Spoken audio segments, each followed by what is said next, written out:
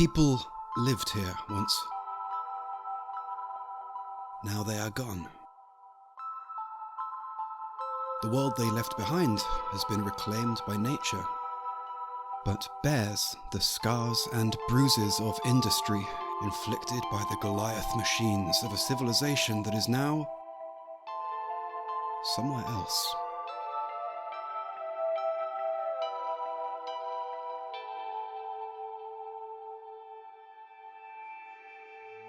Two weeks ago, I played Rainworld for the first time, and my journey into its haunting and beautiful universe began.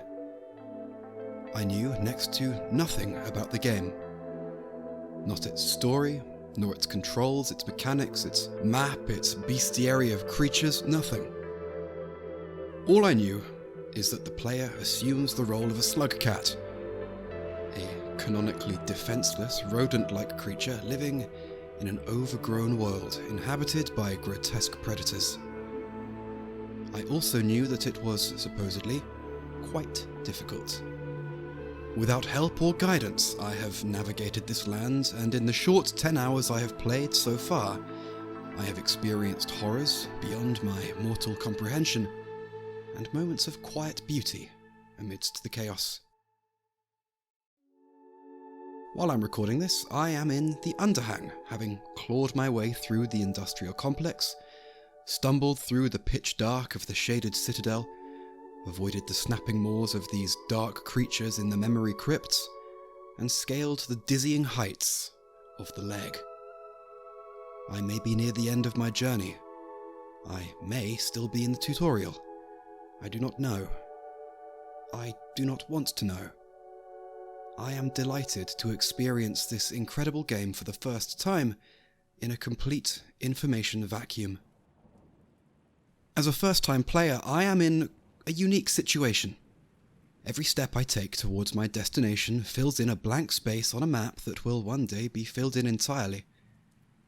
As ignorant and naive as I am today, I will one day be familiar with every corner, every mechanic, every trick and shortcut, every beat of the slowly unfolding story of this world. Before that happens, let's do an experiment. I'm going to share now what I've noticed in the 10 hours I've spent in this living, breathing world, and what I feel it represents in the so-called bigger picture. Later, when my journey has ended, we can revisit this perspective together and see how close I was to the truth. Think of this little record as a time capsule that we can dig up later. Remember, I do not know where this game is leading me. I do not know the story of this world. I do not even know what these things are called. I call them water nuts because they're hard and they grow by water. They're probably called something totally different. The point is, there is beauty and wonder in ignorance. Let's revel in it before it vanishes forever. If you've played Rainworld, or if you just really love lore videos like me, you probably already know a lot about the events of this game and the events that led up to this game. I encourage you to hear my theories with an open mind, and remember, these are the offerings of a new player who is still only scratching the surface.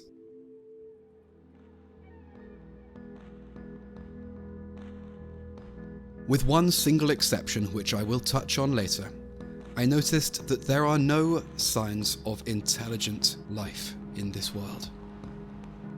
SLUG-CATs and the locals have formed tribes and complex societies with families, trading weapons and tools, and appear to be capable of using strategy and tactics to either dominate in combat or avoid it altogether, but the powers responsible for designing and constructing the near-endless infrastructure within which the game takes place appear to be entirely absent. I truly feel that whoever built all of this is no longer here. I'll elaborate more on that later, but for now I'll just say this. There are no people here. I'm confident of that. As I interpret this, and I really love this about the game, the story has already ended. We are not the main character. The main character is likely already long departed, and we are simply living out our simple little life within the detritus left behind. In a phrase, life goes on. Let's see if that sentiment endures as my journey unfolds. I have noticed most of the local wildlife and plant life all have their place in the ecosystem. Take a look at these lizards, these pole plants, these centipedes, these spiders. What do they all have in common? They all want to eat you. Well, yes, you're right, but more than that, take a step back further. They all belong here. They are all reasonable iterations of a natural evolutionary path that led them to looking and behaving the way they do, and the result is a mostly harmonious ecosystem. That doesn't mean it's peaceful. It's not peaceful at all. It's extremely chaotic. But there is a higher order to it. The food chain is unbroken. Life thrives. Nature is healing. But now look at these masked birds propelled by jets, unable to achieve lift with their threadbare tattered wings. Mechanical raptors, half machine, half animal, entirely mindless and absolutely berserk, sprinting through the ruins of civilization on metal stilts in the dark. This leviathan of the sea whose entire mouth has been replaced with an industrial metal vice. They're either biomechanical in nature, or so unnatural and otherworldly that they couldn't possibly have emerged naturally from the ecosystem. These things were designed and created. Or, like these creeping, tentacled cysts, emerged as a result of some kind of interference at the hands of something intelligent. And then there's Looks to the Moon. While she's clearly intelligent, I don't believe she is alive in the traditional sense of having received a birth. She's self-aware, intelligent, has feelings and probably thoughts, but one look around her chamber and we can see that she's attached to the wall by cables and a robotic arm. The antenna on her head only solidify my belief that Looks to the Moon was created, probably by the same minds and hands that built everything else we see in this world. Minds and hands that are now somewhere else. Why is this significant? Well, in short, I believe the now lost civilization had a habit of meddling with the natural order, making adjustments, trying to harness and control it for their own benefit. I also believe that it was this habit that may have led to their disappearance and the state of the world as we see it now. Every action has a reaction. Navigating through the pipes, tunnels and corridors, I have noticed that the construction we encounter can be split into at least two subcategories. Old and very, very old. From the rusted state of the outskirts and industrial complex, we can see clearly that this stuff has been here for a while. Long enough at least for the metal to corrode and collapse, for the exhausted machinery to grind to a halt in a final resting state, never again to stir. There is a powerful sense while moving through these rusted, decaying ruins that you are being digested by a great industrial organism. Maybe this was intentional. In this regard, everything, even the apex predators in the ecosystem, are in a constant state of being consumed. What is the function of industry, after all, but to consume? Venturing into the shaded citadel, though, the welded girders, rusting machinery and reinforced concrete edifices are replaced with cold, carved stone and wrought iron bars. The industrial infrastructure is old, yes, but the shaded citadel is ancient.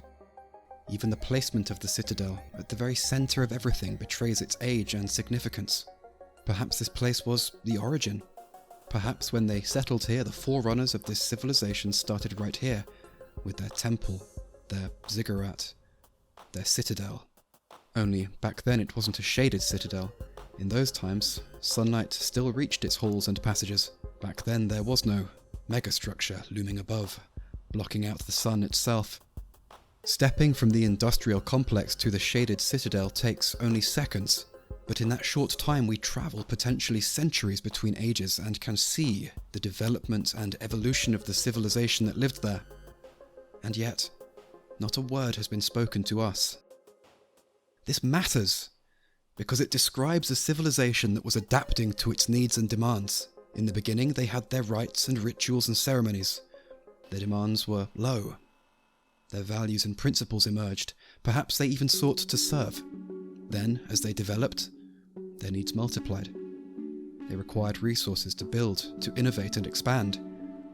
Perhaps they abandoned their old values and principles and, in their pursuit of progress, adopted new ones. Industry exploded. The land was covered in pipes and fans and vents and chimneys. Times were changing, but they still lived within their means. Inevitably, the needs of this civilization could no longer be met via traditional methods, and in their desperation, they built something. The megastructure that sits above the shaded citadel, both physically and metaphorically, eclipses their old ways, forever plunging their founding values into perpetual darkness to make way for progress and advancement. The shaded citadel, now resting in eternal night, was abandoned, and became infested with spiders, never to be visited again. I do not know what this megastructure is yet. I'm maybe halfway done climbing it for the first time, but with its titanic, pillar-like support legs and its vast canopy under which I'm taking shelter, it reminds me of an oil platform that you'd find out at sea. Maybe it functioned in a similar way, siphoning raw resources directly out of the ground, causing irreparable damage to the environment, but to the immeasurable advantage of its beneficiaries. So what happened? Where did they go? When I put the puzzle pieces before me together, the absent curators of the world's infrastructure, the widespread, almost universal state of disrepair, the presence of some wholly unnatural entities, the signs indicating a resource-hungry and competent civilization with the means and motive to bend the natural world to their whim, something happened, maybe recently, maybe long, long ago, that caused the abrupt disappearance of civilization. I believe it was abrupt too, since although the world lies in ruin, there are no signs of war or conflict. It's as if some kind of sudden rapture occurred, and the inhabitants of the world simply stopped being. I believe this has something to do with the vast megastructure I'm currently scaling. I do not know what awaits me at the top, or if I will even reach the top, but it feels like there is a leading up to of something as I ascend higher and higher. Whether it's answers I'll find or just more questions, my only path forwards is upwards. Maybe Looks to the Moon knows where they went. Maybe she already told us when we first met her. She can speak after all, but we can't understand. We're just a little animal looking for our family. Maybe we aren't meant to know. We should leave these big problems to those with the minds to comprehend them. The rain is coming. We need food and shelter. What else matters? These are half-formed and ignorant theories Frankensteined together from what I've experienced so far in my blind playthrough of Rainworld. Do check it out, seriously, the link is in the description. I am fascinated by this world, and I know once the gaps in my knowledge have been filled, I will miss the time when the story of this game, of this world, was still a mystery to me. Imagine if when the credits roll, the creators of this game intentionally leave things vague, obscure, and ambiguous enough that we can continue to ponder and theorize and contemplate for the rest of time, never reaching a conclusive answer, but relishing the discussion itself. That would be amazing.